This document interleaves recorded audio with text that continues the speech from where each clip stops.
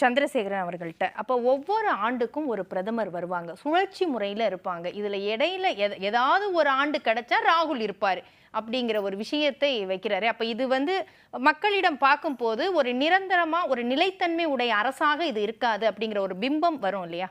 அதுதான் அச்சுறுத்துறது தான். ஒன்று அவரே அக்செப்ட் பண்ணிக்கிட்டாருன்னு நான் நினைக்கிறேன், அவரோட டிஃபீட்டை. ஏன்னா இவங்க வந்தால் இவங்க வருவாங்க அப்படிங்கிறது அவரை ஒத்துக்கிட்டாரோ அப்படின்றது தான் எனக்கு தோணுது. அவர் பதட்டத்தில் தான் பேசுகிற மாதிரி இருக்கு. ஆனால் இது உங்களுக்கு வந்து ஒரு டிராபேக் தானே? ஒவ்வொரு ஏன்னா இங்கேயே வந்து பிரச்சனைகள், இந்தியா கூட்டணிக்குள்ளேயே பிரச்சனைகள் இருக்குல்ல. இங்கே பினராயி விஜயன் பேசுறதா இருக்கட்டும், மம்தா பேசுறதா இருக்கட்டும், இதுவே ஒன்றுக்குள்ள ஒன்று முரண்பாடாக இருக்கு. முரணே இல்லைன்னா எல்லாரும் ஒரே கட்சியாக இருக்கலாங்க. நீங்கள் இது வந்து சர்வாதிகார கட்சி கிடையாது.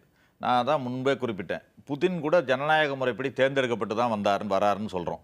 அந்த முறைப்படி தேர்தல் இங்கே வேணுமா, இல்லை இந்தியாவில் ஜனநாயக முறைப்படி தேர்தல் வேணுமா அப்படிங்கிறது தான் இன்றைக்கி இங்கே பார்க்கணும்.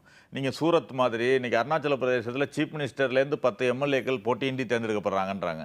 போட்டியின்றி எப்படி தேர்ந்தெடுக்கப்பட்டார்கள்னு பார்த்தா தான் தெரியும். அவர்கள் மிரட்டப்பட்டு அல்லது வேறு ஏதோ ஒன்று செய்து அவர்களை இது பண்ணுறாங்க. இவர்கள் வந்து தங்கள் கட்சியை வளர்ப்பது எப்படி பாஜக அப்படிங்கிறத நம்ம தொடர்ந்து பார்த்துக்கிட்டே இருக்கோம். இல்லை அந்த அளவுக்கு வீக்காக இருக்குதா காங்கிரஸ்? விலைக்கு வாங்குற அளவுக்கோ அல்லது மிரட்டி பணிய வைக்கிற அளவுக்கோ அவங்க இருக்காங்கன்னா என்ன பிரச்சனை? இங்க ஸ்ட்ராங் இல்லையா? இல்ல, எப்பொழுதுமே ஆளும் கட்சிக்கு ஒரு எட்ஜ் அட்வான்டேஜ் இருக்கும். ஆனால் அதை எப்படி பயன்படுத்துகிறார்கள் என்பதுதான் இருக்கு. நீங்க ஆளும் கட்சி என்பவர்கள் எதிர்க்கட்சியை மிரட்டி அல்லது பணிய வைத்து அவர்களிடமிருந்து விலைக்கு வாங்க வேண்டும் என்று நினைத்தால் சில இடங்களில் அது நடக்கக்கூடும். ஏனென்றால் அவர்கள் 10 ஆண்டுகள் ஆட்சியில் இருக்கிற ஒரு கட்சி. அவர்கள் சிபிஐ, இடி, இன்கம் டாக்ஸ் இதெல்லாம் எப்படி பயன்படுத்துகிறார்கள் என்பதையும் பார்க்குறாங்க, மக்கள் பார்க்குறாங்க. இப்போ இதுதான் ஆரம்பத்திலையும் காங்கிரஸுக்கு முடிஞ்சு பாஜக வரும்போது இப்படி தான் இருந்ததா? எப்படி ஆளுங்கட்சியா காங்கிரஸ் இருந்தபோது இதே தான் செயல்படுறாங்க. அப்படி இருந்த ஆளுங்கட்சி ரீடைன் பண்ணிருக்குமே காங்கிரஸ். நீங்க காங்கிரஸ் அந்த மாதிரி நோக்கத்தோடு செயல்படவில்லை. நீங்கள் 1-2 சம்பவங்கள் நடந்திருக்கலாம், நீங்க இல்லை என்று மறுக்கவே முடியாது. ஆனால் ஜனநாயகத்தில் அதிலிருந்து ஒன்றும் செம்மைப்படுத்தி தான் நீங்கள் வரணுமே தவிர, காங்கிரஸ் ஒன்று செய்தது நான் அதை 10 செய்வேன்னு சொல்கிறது வந்து ஜனநாயகம் கிடையாது. நீங்கள் காங்கிரஸ் கூட சில சமயங்களில் ஏதோ ஒன்று நடந்திருக்கலாம், கவர்னர் பிரச்சனைகள் இதெல்லாம் இல்லை என்று மறுக்கவே முடியாது 65 ஆண்டு. ஆனால் அதே காங்கிரஸ் கட்சி தான் நீங்கள் தேர்தல் ஆணையத்துக்கு சுயாட்சி அதிகாரம் கொடுத்தது காங்கிரஸ் கட்சி தான். ஆர்டிஐயை கொண்டு வந்து சாதாரண ஒரு நபரும் 10 ரூபாய்க்கு நீங்கள் தகவலை பெற்றுக்கொள்ளலாம் என்று சொன்னது காங்கிரஸ் கட்சி தான். அது மாதிரி ஜனநாயகத்தில் மலர்ச்சி ஏற்படுத்தியது.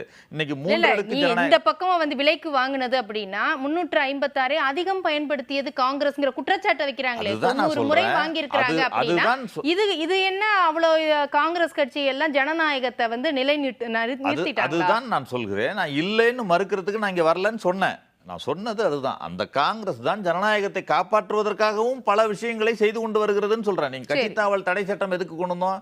இது மாதிரி கட்சி தாவுகிறார்கள், இது மாதிரி செய்யறாங்கன்னு சொன்னோம்னா இவங்க கட்சி தானே, கட்சி தாவல் தடை சட்டம் தான் இருக்கு. கட்சியையே தாவ வைப்பது, கட்சியையே உடைப்பது. இன்னைக்கு தேர்தல் ஆணையம் வரைக்கும் ஒரு 3 குரங்கு பொம்மை மாதிரி அவர்கள் வாய் மூடி மௌனியாக இருக்க வைக்கிறார்கள் இவங்க.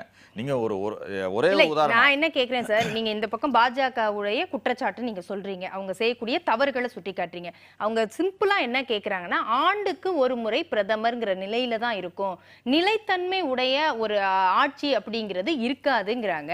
இப்ப நீங்க வந்து எல்லாம் ஒரே மாதிரி கட்சிகள் இருக்காது அப்படின்னா இங்க கொள்கை முரண்பாடு ஒரு பக்கம் இருக்கட்டும். ஆனா பினராயி விஜயன் பேசும்போது பாஜகவையும் காங்கிரஸையும் ஒன்னா கம்பேர் பண்றாரு. சிஏவை பத்தி ராகுல் வாய் திறந்தாரா? அப்ப இந்த விஷயத்துல சங் பரிவார்களும் காங்கிரஸும் ஒண்ணுதான் அப்படிங்கிறாரு. நீங்க யாரை எதிர்க்கணுமோ அவங்களோடய உங்க கூட்டணி கட்சி காங்கிரஸை வச்சிட்டு இருந்தா நீங்க எப்படி பிரதிபலிக்கும்? ஒரு இதுல எல்லாரும் தெளிவா இருக்கும், பாஜகவை எதிர்க்க வேண்டும் என்பதுல தெளிவா இருக்கும். இன்னைக்கு இப்ப கேரளாவையே எடுத்துக்குங்க, காங்கிரஸும் இடதுசாரிகளும் எதிரெதிர் துருவங்களா தான் இருக்கு. அங்கு 2 பேரும் கூட்டணி சேர முடியாது. கூட்டணியாக நின்றால் யார் வருவாங்க? நாங்க 2வது இடம்னு சொல்ல ஆரம்பிச்சிருவாங்க பாஜக. அதனால் அங்கு யாரு பாஜகவோட பி டீம்லாம் சொல்றது அதிகபட்சமா இல்லையா? அது அதிகபட்சமா தான் பிரச்சாரத்துல அப்படிதான் பண்ணுவாங்க. ஆனாலும் 2வது கட்டமாக நீங்க அங்கு வரும்பொழுது யார் வெற்றி பெற்றாலும் அவங்க இந்தியா கூட்டணியில தான் இருக்க போறாங்க. அதுதான் ஒரு சந்தேகம் என்ன வருது மக்களுக்கு அப்படின்னா, இப்பவே இவ்வளவு